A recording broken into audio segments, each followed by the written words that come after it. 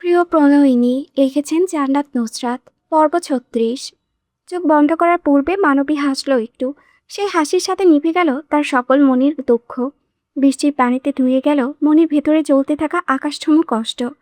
ঠোঁটের ফাঁক গলে বেরিয়ে গেল পাপা দীর্ঘশ্বাস। পৃথিবীর প্রতি একরাশ দুঃখ নিয়ে পৃথিবীর মারাত্যাগ করল নুসরাত নাসির। শরীরের এক অংশ পুড়ে গিয়ে ঝলসে পড়ল পুরা মাংস। যে জীবনের কাছে হেরে গিয়েছিল, যার অস্তিত্বও মাত্র ২৫ বছর ছিল এই পৃথিবীর বুকে, যে মরে যাওয়ার পর মনে রাখেনি তাকে কেউ, যার হারিয়ে যাওয়ায় পৃথিবীর কিছু এসে গেল না।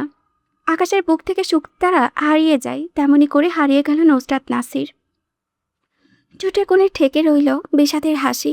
শেষ সময়ে যে কোনো পরিবারের সদস্যর সংস্পর্শ পায়নি, কেউ বাড়িয়ে দেয়নি ভরসার হাত তার দিকে। এই এক জীবন থেকে পেয়েছে সে কি দুঃখ, দুঃখ আর দুঃখ। আকাশঠুমো দুঃখ খোদা তার ভাগ্যে লিখে রেখেছিল। কি জানতো এখন নুসরাত নাসির জেনে গিয়েছে, নুসরাত নাসিরদের কখনো হ্যাপি এন্ড হয় না, তাদের অকালে ঝরে পড়ে যেতে হয় বট বৃক্ষের নাই। এভাবেই শেষ হয়ে যায় তাদের জীবনের অধ্যায়। আকাশে কালো ধোঁয়ায় আস্তরণে ঢেকে গিয়েছে পুরোটুকু। চারিপাশে মানুষের রক্ত এবং পোড়ার অ্যাশটা গন্ধ। ইউনিমার্টের বিল্ডিংটা আর অক্ষত নেই, দেওয়াল ভেঙে পড়েছে। একটু আগে চকচক করতে থাকা বিল্ডিংটার চারিপাশে রং উঠে গিয়ে ভুতুড়ে রূপ ধারণ করেছে। টেররিস্টরা যখন বুঝতে পারল পুলিশ তাদের কথা পরোয়া না করেই ভেতরে প্রবেশ করবে, তখন তাদের শেষ চালটা দিয়েই দিল। তারা কখনো আত্মসমর্পণ করে না আইনের নিকট, হয় মরবে না হয় মারবে। আজ এই সময় এসে তারা ঠিক করলো পুলিশের কাছে স্যারেন্ডার করার তুলনায় মুখ উঁচিয়ে এভাবে মরে যাওয়া ঢের ভালো তাদের নিকট। তাই পুরো বিল্ডিংটা এক লম্হায় শেষ করে দিল, সাথে শেষ করে দিল নির্দয়ের মতো একাধিক মা ও শিশুকে। দুপুর 2টো বাজতে বাজতে বাংলাদেশের সকল নিউজ চ্যানেলে খবরটা ছড়িয়ে পড়ল। নিউজ চ্যানেলের শিরোনাম জুড়ে নিল টেররিস্টের বোমা হামলায় ও গুলিতে নিহত সৈয়দা নুসরাত নাসির। পত্রিকাগুলোতে প্রথম পাতায় ছাপল টেররিস্টের বোমা হামলায় নিহত সৈয়দ জয়েসের সিও সৈয়দা নুসরাত নাসির। কোনো কোনো পত্রিকায় মোটা করে নুসরাতের ছবি দিয়ে তার সম্পর্কে লেখা। কেউ কেউ তো তার পুরো জীবনই তুলে ধরেছে। অনেকে সেসব নিয়ে বিরক্ত হলো, অনেকে আবার দুঃখ প্রকাশ করলো। কিন্তু মলের ভেতরে যে সাধারণ জনগণ মরল তা নিয়ে কারো কোনো মতামতই বা ভ্রুক্ষেপ দেখা গেল না। তারা এলিট পর্যায়ে ধন্যাঢ্য পরিবারের মেয়েকে দিয়েই পড়ে রইল। বাতাসের গতিতে ছড়িয়ে পড়ল সেই খবর চারিদিকে। কিন্তু তখনও সৈয়দ পরিবারের সবাই অজ্ঞ এই বিষয়ে। তারা নতুন বউ বরণ করার কাজে মেতে উঠেছে। নিউজ চ্যানেলের লাইভ টেলিকাস্ট দেখা গেল ইউনিমার্টে দেওয়াল খসে খসে পড়েছে। ভেতর থেকে মানুষের পুরা লাশের ঘণ্টা বিঘণ্টা টুকরো নিয়ে বেরিয়ে আসছে একদল মানুষ। সেই চাঞ্চল্যকর খবর শুধু বাংলাদেশের নিউজ চ্যানেলে আটকে রইল না, আন্তর্জাতিক নিউজ পেপার নিউজ চ্যানেল পর্যন্ত নিমিষেই পৌঁছে গেল হৃদয় বিতারক লোমহর্ষক খবরটা। ঘড়ি কাঁটা টিকটিক করে চলেছে। ঠান্ডা নিস্তব্ধ বাড়িতে সেই শব্দটাই যেন বজ্রপাতের মতো মনে হচ্ছে। বৃষ্টি তখনও থামেনি, অবিরাম ধারায় টিপটিপ করে পড়েছে ধরণীর বুকে। নীল আকাশটা কালো মেঘের প্রলাপে অন্ধকার হয়ে আছে। জহরের আজান দিয়েছে মাত্র। নাসির সাহেব গোসল থেকে বের হয়ে মাথার টুপি পরলেন। উঁচুর পানিতে মুখে লেগে আছে, তা উজ্জ্বল নক্ষত্রের মতো জলজল করছে। জাহানাবাজ পশ্চিম দিকে পিছিয়ে নামাজ শুরু করলো। দীর্ঘ সময় নিয়ে সিজদায় দিলেন। সাধারণ দিনের তুলনায় আজ সময় বেশি নিলেন সালাত আদায়ে। সকাল থেকেই মনে কিছু একটা হচ্ছে, আরাম পাচ্ছেন না। বুক ভার হয়ে আছে, কিছু একটা নেই সেই উপলব্ধি হচ্ছে। সেই নেইটা কি তিনি বুঝতে পারলেন না। তাই চিন্তিত ভঙ্গিতে মোবাইলটা হাতে নিয়ে প্রথমে নুসরাতকে কল দিলেন। মেয়েটা ছন্ন ছাড়া, কখন কি করে বলা মুশকিল। ইসরাত নিজেকে সামলে নিতে জানে, তাই ইসরাতকে নিয়ে কোনো দুশ্চিন্তা নেই। নুসরাতকে নিয়ে যত দুশ্চিন্তা। এত উগ্র আর বেপরোয়া জীবন হলে চলে না। শীঘ্রই ভালো দেখে একটা ছেলের কাছে মেয়েকে বিয়ে দেবেন। এভাবে আর কতদিন? বয়স তো বেড়েছে, 25 বছর হয়ে যাবে সামনের 30 তারিখে। এত বড় হয়ে গিয়েছে, তারপরও যেদি মেয়েটা একটুও বদলায়নি। কল আজ বাঁচল না, রিংও হলো না। ওপাশ থেকে ভেসে এলো সংযোগ সম্ভব হচ্ছে না। নাসির সাহেব চিন্তিত বদনে হেঁটে গিয়ে বসলেন সোফায়। এর মধ্যে ড্রয়িং রুমে উপস্থিত হলেন নাজমিন বেগম। ইসরাতের সাথে কথা বলছেন তিনি। জিজ্ঞেস করছেন বউ নিয়ে আসবে কখন এ বাড়িতে। ওপাশ থেকে হই হুল্লোড়ে শব্দ শোনা যাচ্ছে। ইসরাত চেঁচিয়ে উত্তর দিল মায়ের প্রশ্নের, আসছি, আধ ঘন্টা সময় দাও। সোফায় গিয়ে বসে নাসির সাহেব টেলিভিশন চালালেন। রিমোটটা চেপে নিউজ চ্যানেলে ঢুকতেই আজকে তাজা খবর দেখলেন। শিরোনামের দিকে চোখ গেল না। চোখ গেল হয়তো এতক্ষণ বসে থাকতে পারতেন না। টিভির সামনে একটা মুখ দেখা গেল, গলায় আইডি কার্ড ঝোলানো, হাতে মাইক নিয়ে দাঁড়িয়ে আছেন এক ভদ্র মহিলা। পেছনে পুলিশ শপিং মল দেখা যাচ্ছে। কালো আকাশের বুক চিরে উড়ে যাচ্ছে কালো রঙের কয়েকটা কাক। নাসির সাহেব স্ক্রিনের দিকে তাকিয়ে রইলেন। মহিলাটা কথা বলছে আজকের বিষয়বস্তু নিয়ে। এর মধ্যে হঠাৎ পাগলের মতো হন্তদন্ত হয়ে ছুটে আসলো আহান। এসে হাত থেকে টেনে নিল রিমোটটা। রিমোট চেপে বন্ধ করে দিল টিভি। নাসির সাহেব অবাক চোখে তাকালেন তার দিকে। রক্তশূন্য চেহারাটার দিকে তাকিয়ে জিজ্ঞেস করলেন, কি হয়েছে? আহান উত্তর দিল না। তার সারা শরীর কাঁপছে, থরথর করছে হাত দুটো। ছেলের এমন হাবভাব দেখে নাজবিন বেগম নিজেও শঙ্কিত হলেন। মনের ভেতরে ডাক দিল। একই প্রশ্ন শুধালেন তিনিও, কি হয়েছে আহান? রিমোট নিয়েছিস কেন? আহান প্রত্যুত্তর করল না। রক্তাপ চোখে চেয়ে রইল নাসির সাহেবের দিকে। নাজবিন বেগম নিজের হাতের মোবাইলটা সেন্টার টেবিল থেকে তুলে নিতেই আহান আবারও সেটা কেড়ে নিল। ভদ্রমহিলা কিছুটা চটলেন এতে। রিমোট, মোবাইল সব কেড়ে নিচ্ছে কেন এই ছেলে?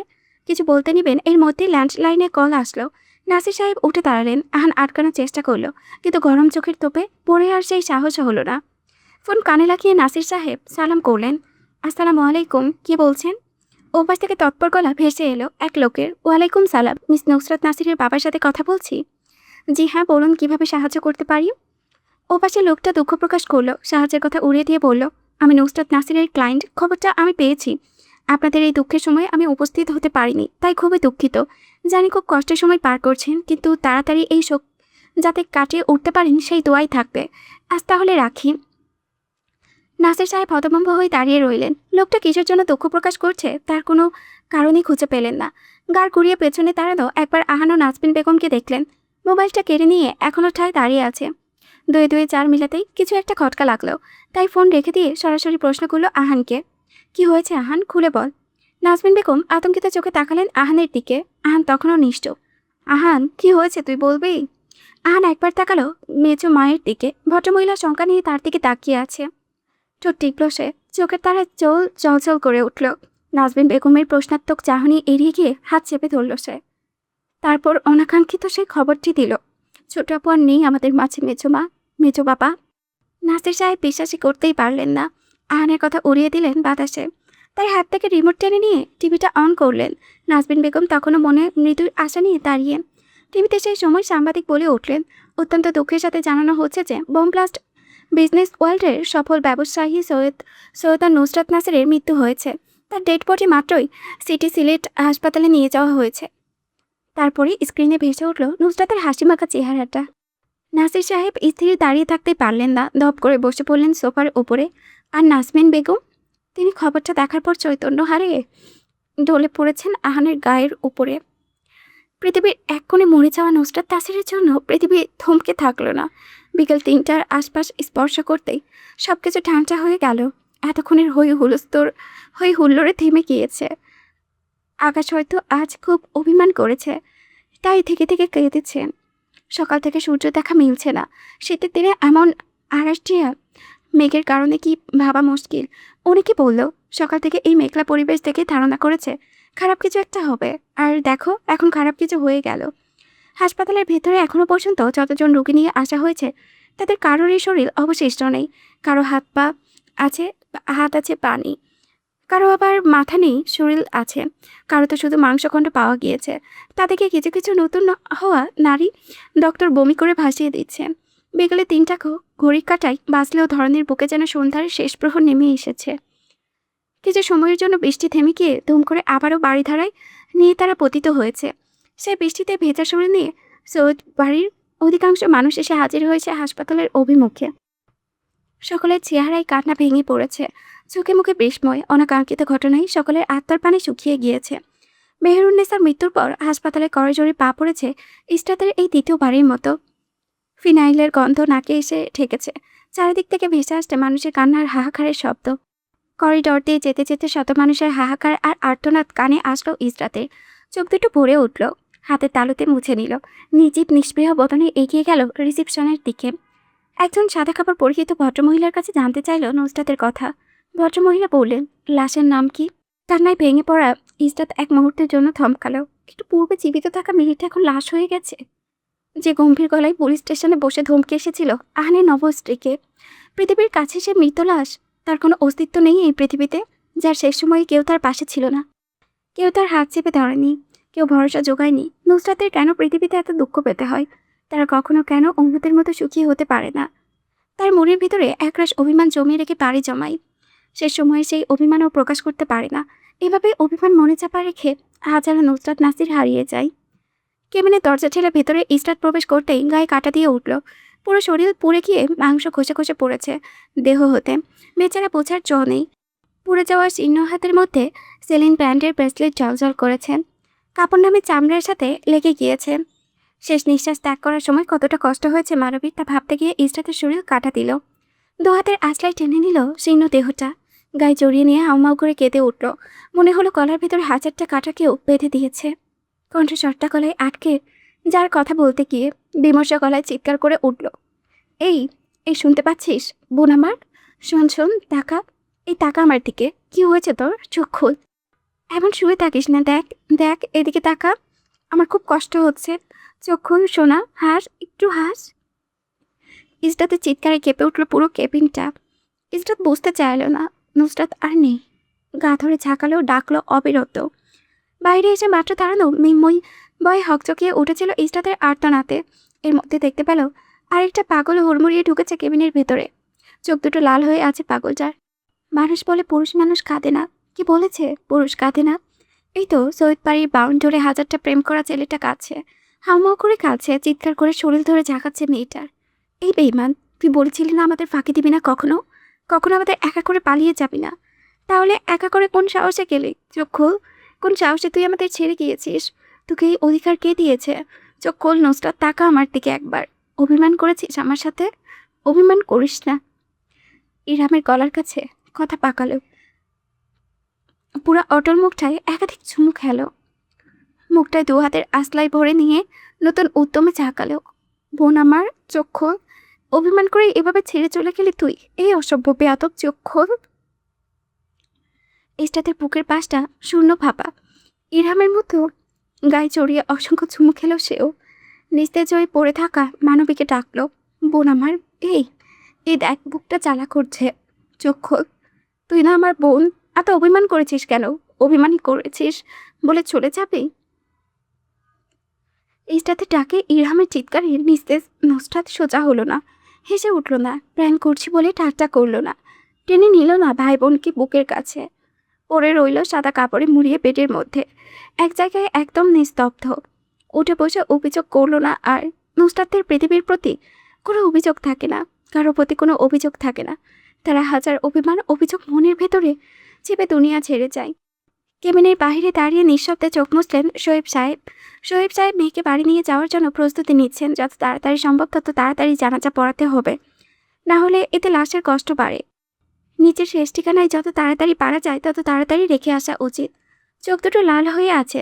ফর্মালিটি পূরণ শেষ করতে করতে চোখের পানি একাধিকবার মুছেছেন তিনি। ঝর্ণা বেগম আর রুহানি বেগমকে বাড়িতে পাঠানো হয়েছে। আমির আর সৌরভ কি করেছে, কতটুকু ওইদিকে সামলাতে পারছে কিনা কে জানে। মেজো ভাইয়ের অবস্থায় বা আর কি জানেন না কিছুই। খবর পাওয়া মাত্র তারা ছুটে এসেছেন হাসপাতালে।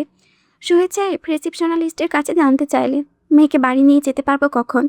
এক ছেলে বলল, লাশ রাতের মধ্যে নিয়ে যেতে পারবেন। আপনারা আইডেন্টি ভালো করে চেক করতে চাইলে লাশের কথা শেষ করতে পারলো না। মুখের মধ্যে একাধিক ঘুষি পড়ল, একের পর এক লাগাতার। কিছু বোঝার সুযোগ না দিয়ে আহান হামড়ে পড়লো ছেলেটার ওপরে। হিংস্র পানির মতো হিসিস করে উঠে শুধালো, লাশকে? লাশকে? কাকে লাশ বলছিস তুই? লাশ কি? হ্যাঁ, লাশ বলবি না? চোখ দুটো উত্তপ্ত আগুনের মতো দাও দাও করে জ্বলে উঠেছে ক্ষণে করে। শক্ত চোয়াল করে একাধিক ঘুষি বসালো। ছেলেটা নাক দিয়ে রক্ত বেরোলো, তবুও আহান চালো না। পাগলের মতো শুধু জিজ্ঞেস করলো, লাশকে? লাশকে? লাশ বলবি না? আপু বেঁচে আছেন, বেঁচে আছে। আহানের সেই কথা কি সত্যি হলো? না, নুসরাত নাসিরা বেঁচে নেই। এই কঠিন সত্য না চাইতেও মেনে নিতে হবে তাদের।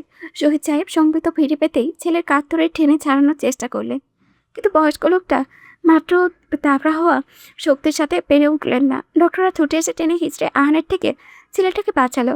তবুও হিংস্রাত্মক চোখে মুখে চেয়ে রইল সে।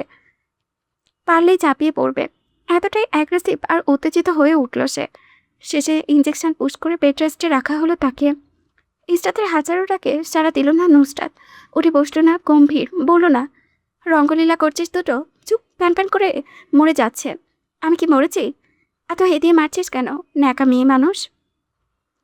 নির্লিপ্ত নুসরাত পেটে শুয়ে থাকে ওভাবেই। নরম শুভ্র রক্তলাভ পা দুটো, রক্তের ছোপ, রক্ত শুকিয়ে বসে গিয়েছে।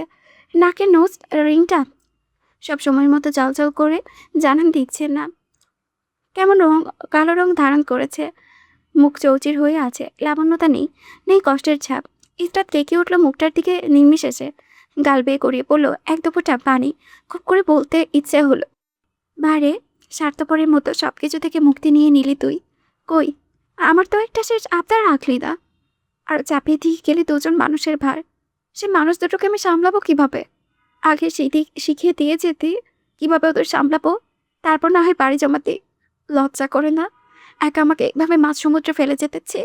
নুসরাত নাসির, তোমার বড়ই লজ্জা কম। নির্লজ্জ তুমি। আমার কি কষ্ট কম? কই, আমি তো মৃত্যুকে সদরে গ্রহণ করিনি, কিন্তু তুমি করেছ।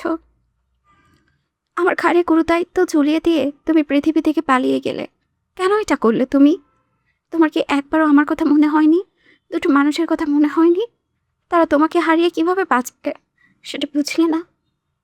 একটুখানের জন্য উপলব্ধি করলে না? নুসরাত নাসির স্বার্থপর, ভীষণ স্বার্থপর তুমি। কাউকে যাওয়ার আগে একবার বলে যাওনি। আর এই পৃথিবী কিনা তোমাকে শেষ ঠিকানায় পাঠানো নিয়ে হাজারো আয়োজন করেছে। কই নুসরাত নাসির, তুমি দেখছো না আমি কাঁদছি, তোমার বোন কাঁদছে, তুমি শুনতে পেলে না, জানতে পারলে না? তোমার চলে যাওয়ায় কারো কিছু না এসে গেলেও নুসরাত নাসিরের অনেক কিছু এসে গিয়েছে। বয়স্ক লোক সৈয়দ নাসির উদ্দিনের এসে যায়। বয়স্ক মহিলা চেয়ে তোমার 10 মাস 10 দিন, বয়স্ক মহিলার চেয়ে তোমাকে 10 মাস 10 দিন পেটে ধরে জন্ম দিয়েছিল। মেয়ে হওয়া সত্ত্বেও হাজারো মানুষের বিরুদ্ধে লড়ে গিয়েছিল। সেই মেয়েটা মানুষটার আসে যায় না? তাদের কথা একবার মনে করলে না? নুসরাত, শোনো নুসরাত নাসির, তুমি স্বার্থপর, স্বার্থপরের মতো পৃথিবীকে ফাঁকি দিয়ে চলে গেলেও তোমার প্রতি আমার অভিমান অনেক অনেক। তোমাকে আমি কখনো ক্ষমা করব না। হাসরের ময়দানে এর জবাবচাহিতা করতেই হবে। কেন আমার ওপর গুরুদায়িত্বগুলো চাপিয়ে দিয়ে গেলে? তুমিও বেইমান, মেহরুন্নেসার মতো তুমিও বেইমানি করলে। ইসরাতের সেই ভেতরের কথা নুসরাত শুনলো কি না? না, শুনলো না। মৃত মানুষ সেসব শোনে না। তাদের মস্তিষ্ক হৃদয়ের সকল চলাচল থেমে যায় 7 মিনিট পার হওয়ার মধ্যেই। ইসরাত নাসিরের হাজারো অভিযোগ শোনার জন্য নুসরাত নাসির বেঁচে রইল না। ইসরাত নাসিরও জানতে পারল না মরার পূর্বে নুসরাত নাসিরও তাদের কথা ভেবেছে। তাদেরকে শেষবারের মতো দেখার জন্য তার মন করণে ইচ্ছারা উকি দিয়েছে। সেই ইচ্ছে তার পূরণ হয়নি, অচিরে হারিয়ে যেতে হয়েছে। ক্যালেন্ডারের পাতায় 8 ডিসেম্বর, রাতের অন্তিম প্রহর। তুষারপাত হচ্ছে অবিরাম। নিস্তব্ধ সেই রাতের নিস্তব্ধতা ভেদ করে 3 তলার একটা বিল্ডিংয়ের 2তলা রুম থেকে ভেসে আসছে এক মানবের চিৎকার। সেই চিৎকারে বিল্ডিংয়ের প্রতিটা দেওয়াল কাঁপছে। বারংবার ফ্লাইট বুক করার কথা বলে গর্জে যাচ্ছে। অতঃপর হুমকি দিল, যদি আগামীকালের ভেতরে তাকে যাওয়ার ব্যবস্থা না করে দেওয়া হয় তাহলে ছাদ থেকে লাফ দিয়ে পরে নিজের জীবন শেষ করে দিবে। সে কথা হয়তো কাজ করলো, তাই কয়েক লাখ টাকা খরচ করে নিয়ে 9 ডিসেম্বরের দুপুরের ফ্লাইটে বুক করে দেওয়া হলো। 5:59 মাগরিবের আজান দিয়েছে বহু পূর্বে। ইসরাত গতকাল থেকে বসে আছে নুসরাতকে যে কেবিনে রাখা হয়েছে সেখানে। এখনো পর্যন্ত তাকে বাড়ি নিয়ে যাওয়া হয়নি। পুলিশের ঝামেলা এসে ঠেকেছে তাতে। এই লাশ যাতে পচে না যায় সেজন্য ফ্রিজে রাখা হয়েছে। বাড়ির কী অবস্থা সেই বিষয়ে অকোষে শুধু শুনেছে নাসির সাহেব নাকি কারোর সাথে কথা বলছেন না। মানুষ অতি শোকে পাথর হয়ে যায়, তেমনই হয়ে গেছেন আহানার নাজবিন বেগম। একই অবস্থা, দুইজনেরই হুঁশ পেল উত্তেজনায় হয়ে পড়েছে। তাই ইঞ্জেকশন পুশ করে ঘুমিয়ে রাখিয়ে হচ্ছে। ঘণ্টাখানেক পরপর মিন্ময়ের দেখা পাওয়া যাচ্ছে। সেই বলে সান্ত্বনা দেওয়ার চেষ্টা করেছে, কিন্তু ইসরাতের সেই সান্ত্বনার প্রয়োজন নেই। সে নিজেকে বুঝিয়ে নিয়েছে নুসরাত চলে গিয়েছে, ফিরে আর আসবে না। তবুও কেন যেন পড়ে রয়েছে নুসরাতের তখনকার পেট আঁকড়ে ধরে কে জানে। 10 ডিসেম্বর রাতে আলোকিত একটি ঘটনা ঘটল। তখন রাতের প্রথম প্রহর। তুফান শুরু হয়েছে। ইসরাত বৃষ্টিকে ভীষণ ভয় পায়। যখনই বৃষ্টি হয় তখনই এক একটা অঘটন ঘটে। সে বৃষ্টির দিনেও মেহরুন্নেসা হারিয়ে গেলেন। আর আবার একই বৃষ্টির দিনে নুসরাতও হারিয়ে গেল। সেই বৃষ্টির রাতে ভেজা শরীর নিয়ে হুড়মুড় করে হাসপাতালে এক পাগল লোক ঢুকলো। উদ্ভ্রান্ত তার দৃষ্টি, চোখ দুটো খোলাটে। উসকুস চুল দেখে কেউই বুঝতে পারবে না লোকটা কেন কোনো ভালো ঘরের সন্তান। প্রাইভেট হাসপাতাল হওয়ার সেখানে রোগীর আত্মীয় ছাড়া কাউকেই ইনফরমেশন দেওয়া হয় না। আরশ যখন জানতে চাইল কেবিন নাম্বার কত, তখন তাকে জানানো হলো না। সেই নিয়ে হুলস্থুল কাণ্ড ঘটালো সে। এক সময় দেখা মিলল ক্লান্ত পরিশ্রান্ত ইসরাতের, যে গার পাখা করে হেঁটে আসছে এইদিকে। আরশকে দেখে মুঠেও যেন অবাক হলো না। নিস্তেজ করে জানিয়ে দিল নুসরাতকে কোন রুমে রাখা হয়েছে। লোকটা ছুট করলেও পাগলের মতো ছুটে গেল দিক নির্দেশনার দিকে।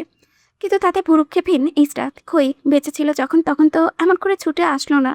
এখন মরার পর আসছে সবাই। চোখ গেল হাসপাতালের ট্রান্সপারেন্ট গ্লাসের দিকে। সেখানে দাঁড়িয়ে হেলাল সাহেবের পরিবার। ইসরাত দেখেও যেন দেখল না, অশরীরীর মতো হেঁটে চলে গেল অন্যদিকে। গায়ে ওনার এক পাশে ঘোরাঘুরি কাছে মেঝেতে। আর যখন ধীর পায়ে বরফ শীতল রুমটায় প্রবেশ করলো, তখন বুকটা ধক করে উঠল। ওই তো সাদা বিছানায় নুসরাত শুয়ে আছে। আরশকে দেখে উঠে বসছে না। গায়ে চড়ানো সাদা রঙের একটা কাপড়। গ্লাস টেলে ধীর পায়ে প্রবেশ করতেই গা কাটা দিয়ে উঠল মানবের। নুসরাত তখনও শুয়ে, চোখ বন্ধ করে নিস্তেজ, আত্মমগ্নতায় বিভোর হয়ে। ভেতরে ঢুকতে ঢুকতে আরশ সরল গলায় মেয়েটাকে বলল, মেয়ে আম্মুর, এসেছি আমি। চোখ খুলে তাকায় একবার। নুসরাত তাকালো না, চোখ বন্ধ হয়ে পড়ে রইল নিস্তেজ দেহ। আরশ এগিয়ে গিয়ে দুহাতে আঁকলে ধরল রমণীর জীর্ণ শরীরটা। নড়াচড়া খেতে পুরো শরীর থেকে একতলা মাংস খসে পড়ল। আরশ আটকে উঠল তাতে, বাচ্চাদের মতো করে জানতে চাইল, ব্যথা পেয়েছিস? খুব ব্যথা পেয়েছিস নুসরাত? সত্যি তোকে আমি ব্যথা দিতে চাইনি।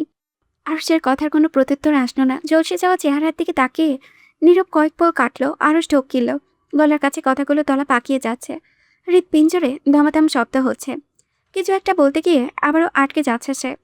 কোনো উচ্চ শব্দ করতে পারছে না। তাই আরশ তাকিয়ে রইল মানবের দিকে নির্বিশেষে। কখনো তাকানো হয়নি এমন ভাবে। ভালো করতে তাকাতে পারতো না কখনো সে নুসরাতের দিকে। মেইলে অহংকারে আবৃত মুখটার দিকে 5 সেকেন্ডের বেশি কখনো তাকিয়েছে বলে মনে পড়ে না। যদি কোনো অঘটন ঘটে যায় সেই ভেবে, কিন্তু সেই অঘটন তবুও ঘটল তার মধ্যে। পুরুষালী প্রেমিক সত্যটা তৎপর হলো মেয়েটার জন্য। আরশ নিজেকে যতই বলুক সে মেয়েটাকে ঘৃণা করে, কিন্তু তার হৃদয়ের প্রতিটা স্পন্দন জানে সে তাকে কতটা ভালোবাসেন, কতটা নিজের করে চায়। কখনো বলতে পারিনি সৈয়দ বংশে জন্ম নেওয়া যে এতটাই প্রখর ছিল যে কখনো মাথা ঝাঁকানোর কথা মস্তিষ্কে আসেনি। সে যদি সেই বছর নুসরাতের সামনে মাথা চুকিয়ে ফেলত, তাহলে আজ এই দিন আসতো না। তার হৃদয়ের গভীরে ঘাপটি মেরে থাকা মেয়েটাকে এভাবে অচিরে হারাতে হতো না। মানব নিজেকে দোষ দিল। মেয়েটার এমন হওয়ার জন্য সে দায়ী। অশ্রুরুদ্ধ স্বরে প্রেয়সীর কাছে সহসা স্বগোক্তি করল, সব আমার জন্য হয়েছে, সব দোষ আমার। আমাকে ক্ষমা করবি না কখনো, বুঝেছিস? অতঃপর কয়েক পল কাটল নুসরাতের চেহারায় অবলোকন করতে করতে।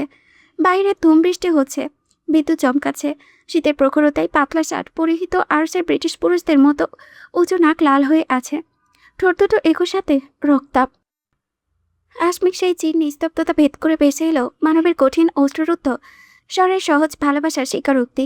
I love you, I love you, I love you more than anything. তুই শুনতে পাচ্ছিস তাই না নুসরাত? কথা বল, কথা বলছিস না কেন? মানবের কাতর স্বরে কণ্ঠ থামল সেকেন্ডের জন্য।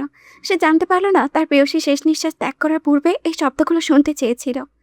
পুরুষালী শক্ত সামর্থ্য স্বরটা ভঙ্গুর। আবারও তার প্রতিধ্বনি হলো, মাই প্রেসিয়াস গর্জাস লেডি, চোখ খোল প্লিজ। অভিমান করে থাকে না এভাবে। হে নুসরাত। আরশ দুই হাতের আঞ্চলিতে পুরে নাই প্রেয়সীর সমগ্র বদন। ভরাট স্বরটা কান্নারা প্রায় গিলে নিয়েছে। চোখ দুটো ক্ষণে করে লাল হয়ে এসেছে। বয়স বাড়ার সাথে অ্যালার্জি বেড়েছে তাত্তর করে। নাকতে সরু রক্তের দ্বারা বেয়ে চলেছে। হাতের তালুতে বৃতৃষ্ণা নিয়ে তা মুছে নিল সে। ডাকলো আবারও কাতর স্বরে, hey hey, open your eyes, look at me. এই নুসরাত, চোখ খোল, কথা বল। কথা বলছিস না কেন? Speak up. প্র্যাঙ্ক করবি না একদম। হেই, হ্যাঁ, আই হেট প্র্যাঙ্কস। এসব নিয়ে মজা করে না জান। থেমে গিয়ে নুসরাতের নাম ধরে ঘর চাই একটা, নুসরাত। কিন্তু নুসরাত নড়ে না। আরশ প্রেয়সীর শীর্ণ হাত পুড়ে নেয় নিজের হাতের মুঠোয়। চিৎকার করে ডাকে প্রেয়সীর নাম ধরে, তবুও ওপাশ হতে শব্দ ভেসে আসে না। নিস্তব্ধ থাকে সব কিছু। আরও শাল ছেড়ে দেয়, মেয়েটাকে কোলে তুলে নিয়ে এসে দাঁড়ায় কাচের গ্লাসের সামনে। সামনে বৃষ্টি হচ্ছে। এই বৃষ্টি থামার নয়। কানের কাছে ঠোঁট নিয়ে নরম সরে আওড়ায়,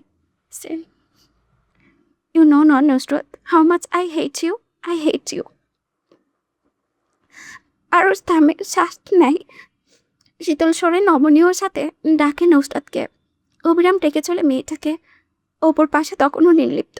কোনো উত্তর পায় না সে তার থেকে। যদি মেয়েটার এহেন নির্লিপ্ততায় রাগ চেপে ধরে আরশকে ক্রোধান্বিত কণ্ঠস্বরে প্রতিধ্বনিত হয়, তোকে বলেছিলাম না সুখে থাকতে? সুখে থাকলি না কেন? সবাইকে এমন মাছ সমুদ্রে ফেলে দিয়ে তুই কেন পালালি? কথা বল। এই বেঈমান, এই। সেকেন্ড কয়েকের জন্য থামলো। নাকতে রক্ত বের হচ্ছে তার এখনো। আমাকে বিশ্বাস করিস না তুই? আমার অপেক্ষা করলি না কেন? আমি তো ফিরে আসতাম না, আসতাম। অপেক্ষা করলি না কেন? এখন না ফেরার দেশে পালালি কেন? Speak up damn it. আর সে চিৎকারে নুসরাতের কিছু এসে গেল না। শার্টটা পরের নাই, গা এলিয়ে শুয়ে রইল তার কোলে। আরশকে ভেঙে হেসে উঠল না, বলল না, আরশ ভাই কাছেন আপনি? কাছেন তাই না? আরস তাকিয়ে রইল নুসরাতের দিকে। শীতকাল অপছন্দ নুসরাতের, আর সেই অপছন্দের মাসে সে পাড়ি জমিয়েছে সবাইকে ছেড়ে ওপারে। গলার কাছে আবার কিছু দলা পাকাচ্ছে আর সে হৃদযন্ত্র কথা বলার উদ্বেগ হলো। ভীষণ পুরুষালী অশ্রুসিক্ত কণ্ঠস্বরটা বড় কাতর ঝোরালো। তুই বারবার বলতি না শীতকাল অপছন্দ করিস? আমি হেসে উড়িয়ে দিয়েছি, আমার শীতকাল পছন্দ ছিল বলে। নুসরাত থামলো সে, ঢোক গিলে নিয়ে নিজেকে শান্ত করার প্রচেষ্টা করলো। বলল, শীত আমার ভীষণ পছন্দ, আর আজ দেখ এই শীত আমার কাছ থেকে সব কিছু কেড়ে নিয়েছে। তোকে কেড়ে নিয়েছে আমার থেকে। সোসাইটির মসজিদে অ্যানাউন্সমেন্ট হচ্ছে, ধীরে ধীরে তা পরিষ্কার হয়ে আসলো। ইমামের গলার স্বর বাধিত সামান্য। ইন্নালিল্লাহি ওয়া ইন্নাল ইল্লাহি রাজিউন, ইন্নালিল্লাহি ওয়া ইন্নাল ইল্লাহি রাজিউন। সৈয়দা নুসরাত সৈয়দ নাসির উদ্দিনের দ্বিতীয় কন্যা সৈয়দা নুসরাত নাসির বুধবার দুপুর 1:15 নাগাদ সিলেট সিটি ইউনিমার্ট মলের সামনে ইন্তেকাল করেছেন। আজ বাদ আসর বড় মসজিদ প্রাঙ্গণে তাই জানাজা অনুষ্ঠিত হবে। সেই জানাজার নামাজে আপনাদের উপস্থিত ও দোয়া কামনা করি। ইন্নালিল্লাহি ওয়া ইন্নাল ইল্লাহি রাজিউন। আর জানানো হয়েছে মোমোকে নুসরাত আর নেই। ঢাকা থেকে সিলেটের ফ্লাইট বুক করেছে সে। বিকেল 3টায় এসে পৌঁছাবে সিলেট এয়ারপোর্টে। ঘণ্টাখানেক লাগবে তাহলে নাসির মঞ্জিলে আসতে। মোমোকেই মামা বাড়িতে ফিরে নুসরাতকে দেখতে পারবে কে জানে। ভাবতে গিয়ে কপাল ঘেমে যায়, কান্নারা গড়িয়ে পড়ে গাল বেয়ে। নাসির মঞ্জিলের সামনে বড় গেটটা খুলে দেওয়া হলো। একদল মহিলা এসে জড়ো হয়েছে বাড়ির সামনে, হাই হাই করে দুঃখ প্রকাশ করছে। নাসির সাহেব হুইল চেয়ারে বসে, দাঁড়িয়ে থাকার শক্তি নেই। বয়স্ক লোকটা মেয়ে হারানোর শোক কাটিয়ে উঠতে পারেনি, পা দুটো প্যারালাইজড হয়ে গিয়েছে। এখন সঙ্গী হয়েছে হুইল চেয়ারে, গায়ে সাদা পাঞ্জাবি জড়ানো। মেয়ে হারানোর চোখে গত 2 দিনে মুখে বয়সের ছাপ পেরেছে। হুইল চেয়ার ঠেলে নিয়ে এসে বাড়ির সামনে দাঁড়ায় ইরহাম। শেষ কৌশল দিয়ে খাটিয়ায় শোয়ানো হয়েছে নুসরাতকে। খাটিয়ার কাছে এগিয়ে এসে বসলো আরস। শেষবারের মতো জ্বলে গিয়ে চৌচির হওয়া চেহারাটা দেখে নিল। নরম সরে কানের কাছে আওড়ালো, ওপরে আমার জন্য অপেক্ষা করিস, আমি খুব তাড়াতাড়ি তোর কাছে চলে আসবো। আর শোন নুসরাত, তোর প্রতি আমার কোনো অভিযোগ নেই। অতঃপর আরস খাটিয়া এক পাশে কাঁধে তুলে নিল, অন্য পাশে শহীদ সাহেব। নাসির সাহেব উঠে দাঁড়াতে পারলেন না, নিজের অক্ষমতায় কটাক্ষ করলেন। বাবা মায়ের আগে সন্তানের মৃত্যু বাবা মা কখনো মেনে নিতে পারেন না। আর এই মেয়ে জল জ্যান্ত সেদিন বেরিয়ে গেল বাড়ি থেকে, আর ফিরে আসলো লাশের গাড়িতে করে। ইসরাত চুপচাপ বসে দেখলো সবকিছু। ওটিকে থামানোর ইচ্ছে হলো, কিন্তু থামিয়ে কি হবে? সবারই শেষ ঠিকানা তো ওই 3.5 হাত কবরটা। আহনার নাজবিন বেগম দুজনে কথা বলছে না, পাথরের মূর্তির মতো বসে আছে তারা। দুজনে একজনে দেখা মিলল না কোথাও।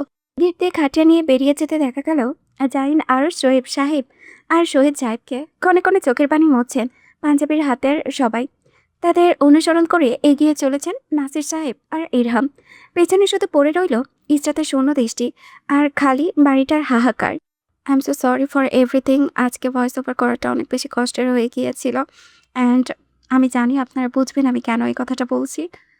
আর এখানে নুসরাত কিন্তু ইচ্ছে করে আমার মনে হয় যে মারা গিয়েছে। হ্যাঁ, ইচ্ছে করে। তো ও যদি ইউনিমার্টে না যেত, ও যদি টেরোরিস্টের দিকে না এগিয়ে যেত, ও কিন্তু মরতো না।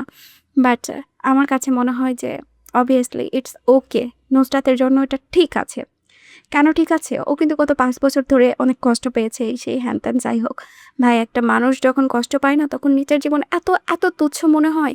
যখন তুমি ভাবো যে এই জীবন রেখে কী হবে, পুরা মস্তিষ্ক তখন ব্ল্যাঙ্ক হয়ে যায়, শব্দ স্তব্ধ হয়ে যায়, কোনো কিছু শোনা যায় না, কোনো কিছু ফিল করা যায় না। শুধু একটাই কথা মাথা চিন্তা করে, নিজের মৃত্যু কামনা করা ছাড়া আর কিচ্ছু মনে হয় না ওই সময়টা। অ্যান্ড আমি এই জিনিসটা লাইফে 2বার ফেস করেছি, এরকম ব্ল্যাঙ্ক হয়ে যাওয়া মাথা, কোনো কিছু শব্দ শোনা যায় না, শুধু। আচ্ছা যাই হোক, বাট আমার কাছে মনে হয় যে মানুষ যখন অতিরিক্ত কষ্ট পায়, সো সে যদি নিজ ইচ্ছায় মরে যেতে চায়, হ্যাঁ, মরে যাওয়াই উচিত। অন্তত ওই মানসিক কষ্ট পায়, যে মানসিক কষ্ট এত পরিমাণে কষ্ট দেয়, এত পরিমাণে মেন্টালি ডিস্টার্ব করে দেয়, ওই কষ্টটার থেকে মৃত্যু অনেক ভালো, অনেক ভালো। এটা হয়তো বা কাল্পনিক জিনিস, কিন্তু বাস্তবে যারা ওই রকম একটা ট্রমা পেয়েছে, কখনো লাইফ টাইমের একটা ট্রমা, যেটা আমি কিছুদিন আগে পেয়েছি, অ্যান্ড আমার প্রতিটা নিয়ত মনে হয়েছে আমি আমার নিজেকে শেষ করে দিই। সো ওই জিনিসটা যদি কারোর মধ্যে কাজ করে, আমি বলবো তার মরে যাওয়াই উচিত, কারণ ওই মানসিক যন্ত্রণার থেকে মৃত্যু গ্রহণ করা অনেক বেশি শ্রেয়।